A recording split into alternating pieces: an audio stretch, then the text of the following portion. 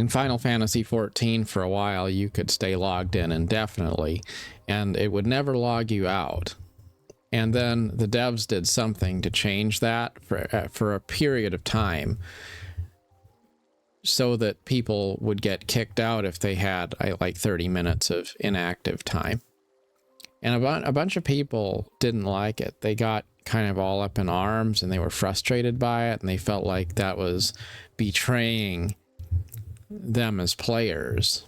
And it's kind of crazy to think, like, why would anyone care, right? Like if you just make your character stand there in the town square and you're not even at your computer, your character is just there idling, why would you care? Like, why would you want to be online logged in when you're not actively playing the game? Like, it just doesn't make sense until you understand why that game was so popular with people and remains popular with people. It comes down to a sense of place. It comes down to that feeling that it's a real extension of your life. It's a digital space, but it's just as spiritually real to the player as it would be if it were part of the real world. And especially during the pandemic, a lot of people were housebound. A lot of people were looking for different types of outlets to exercise creativity and connect with other people. And so some of these online games wound up being a really important refuge for players. And when I think about what games I want to play, when I think about what MMO is best or something like that, you know, quite often I do think about technical aspects of the game. I think about, you know, what's the graphics look like? What's the combat like? What is the economy in the game like? There's a lot of different things that all factor into whether I am a big fan of a particular game or maybe not.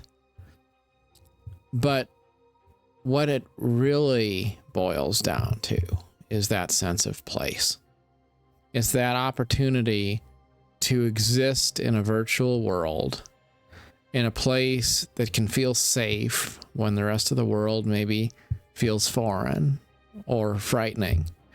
It's a place where even if you're not actively connecting with other people, you can be alone together with other people. Maybe I'm not necessarily doing anything with other players, but I can still be part of a world that's shared with other players. And that's a really comforting sort of a thing. It also means that I don't necessarily care if the combat is really great or it's not. I mean, I kind of do. I don't necessarily care what the graphics look like, though I kind of do. But really, it's having that safe space. It's having a place that feels calming and comforting. That's why I like Elder Scrolls Online. It's a really amazing comfort game. It's a place where you can just be. And that's the beauty of it. That, yes, maybe there's some aspects of the game that are not quite what I wish they were. I'm sure it could be improved upon in different ways. But it's being able to just log in and look at the scenery. It's knowing that if I want to distract myself from the real world, I can go find one of any number of countless quests in the game and just participate in that interactive story for a while. It's knowing that there's other people playing the game that are kind of like me. Of course, we all play in different ways. We have different focuses. Some people are heavily into the PvP aspect of the game. Some people are all about housing or guild activities or just questing by themselves. It doesn't really matter, though, because we're all part of the same community of people. Maybe people who feel like we're not exactly fitting into the world in real life. And so we find a place where we can be that's safe in a digital space. You know, I was out walking around, going into the Target store, and there's a GameStop there next to the Target. And I was watching young man coming out of the GameStop store. And I thought in this moment, you know, like there's an affinity there. Like, I don't know what kind of games he plays. I don't know if he's a PC guy or if he's a console guy. I don't know what he bought in there. I don't know anything about him. But I know I respect him.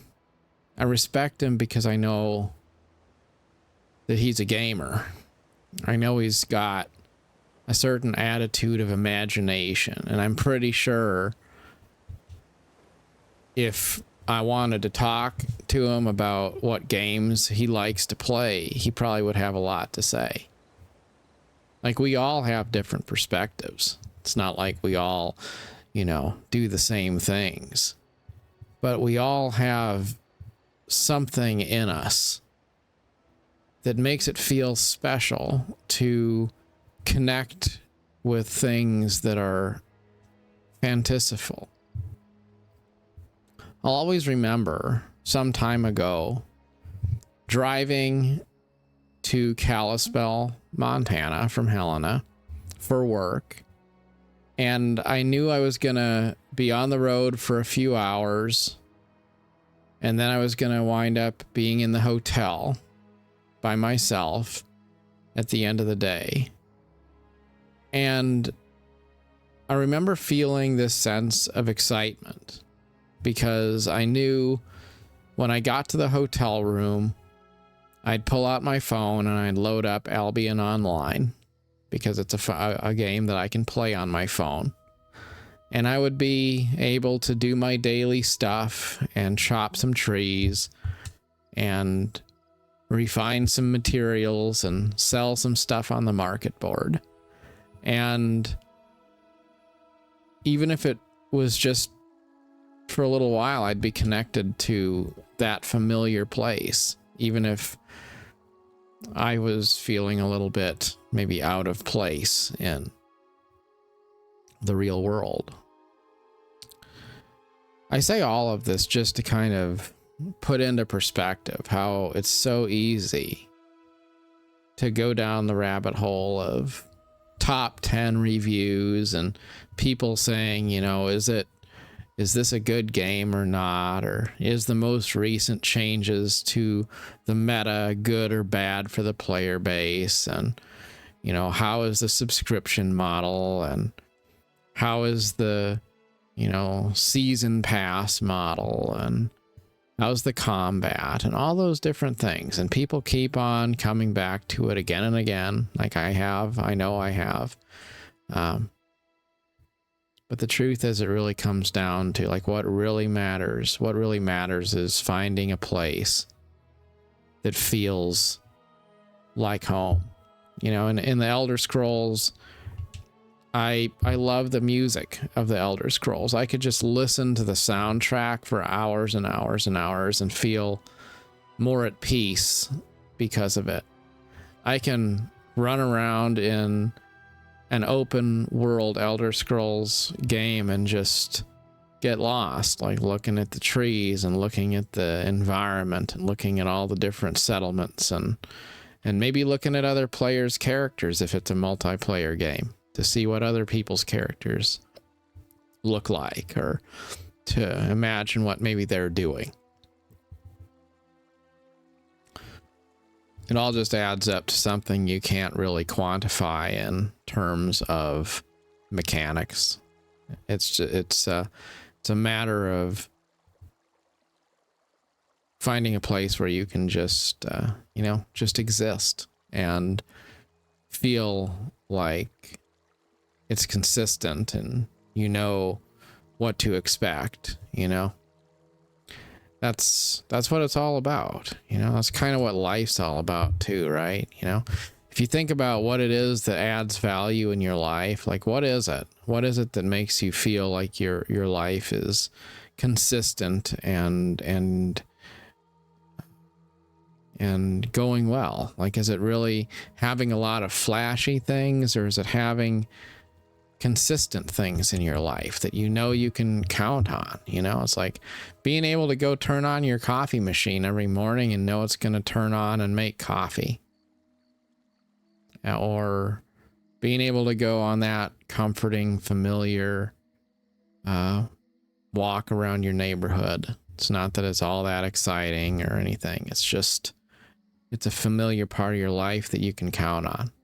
Or maybe friends who are actually there for you when you have nothing to offer, but they'll still be around to try to show that they care, and they don't have any conditions tacked onto it. They're just there for the company and the conversation, open-ended and accepting and respectful. Those respectful things in life, they add a lot, and it doesn't really matter. Doesn't matter a whole heck of a lot whether things are perfect if you love them. And so, is Elder Scrolls perfect? No, it's not. But do I love the franchise? Yeah, I totally do. I mean, if I didn't, I wouldn't have paid $300 for a Elder Scrolls Online High Elf figurine that sits on my shelf proudly. And that's kind of where, like, even if I did convince myself that World of Warcraft was more fun, which I can't quite do, I never really was able to get into the lore of it. I never really was able to get attached to the world building in that game. And like, those are the kinds of things that really, they matter a lot. When you have a sense that you care about something, then, it doesn't have to be perfect, because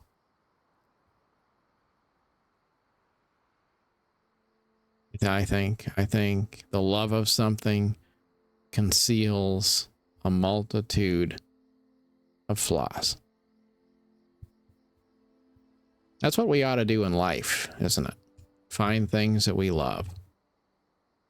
And then don't worry about them being perfect, Once you find something that you love, a relationship that is beautiful to you or something, then, don't expect it to be perfect, because it doesn't need to be. And there's always going to be people there to tell you about whether it's, how it stacks up or whatever, but it's not about that. It's just about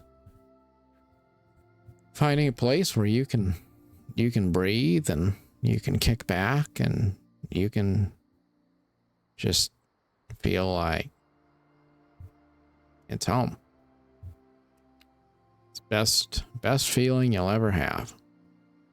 That's why I don't worry too much about playing the new games. I wind up just playing the ones that I've been playing for a long time. It's nice to come back home, especially when so many other people are still looking to find it. I've played every MMO pretty much that's on the market. And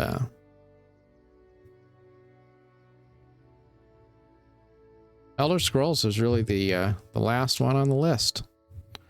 It was the one I never really gave a chance, never really tried it, never really thought too much about it until one day when I decided I think I'm going to install that game, and I'm going to give it a try and see what it's all about. And I'll always forget that. I'll never forget that experience. You know, the tutorial island of Elder Scrolls Online. Exploring around there, questing for the first time, dueling with a random newbie for the first time. First time getting off the boat in Daggerfall and looking up the hill at the city, wondering what I was in for.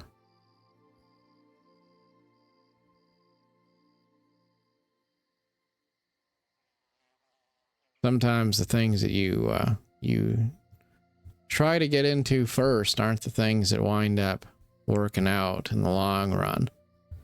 But then sometimes after you've wandered around for quite some time, you decide to give something new a chance. And, you realize that's what you were looking for all along. It's one reason why I don't think I want to quit Elder Scrolls Online, because it kind of reminds me. It reminds me of new beginnings. It reminds me of the fact that you can be a wanderer, hopping from one game to the next, and then eventually find one that just speaks to you.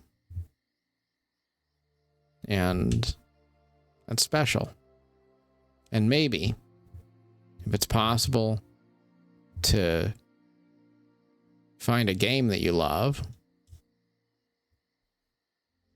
even if you can't find a perfect game, then it's also possible to find relationships that are loving and find hope in a world that often feels like it's got a shortage of hope in it. Maybe we can find redemption and tales of second chances realized. Maybe the best can still lie ahead for us if we have the courage and the faith to keep the things which have added value in our lives and let go of the things that haven't. To walk away from the things that didn't speak to us and make sure we stay true to the things that do.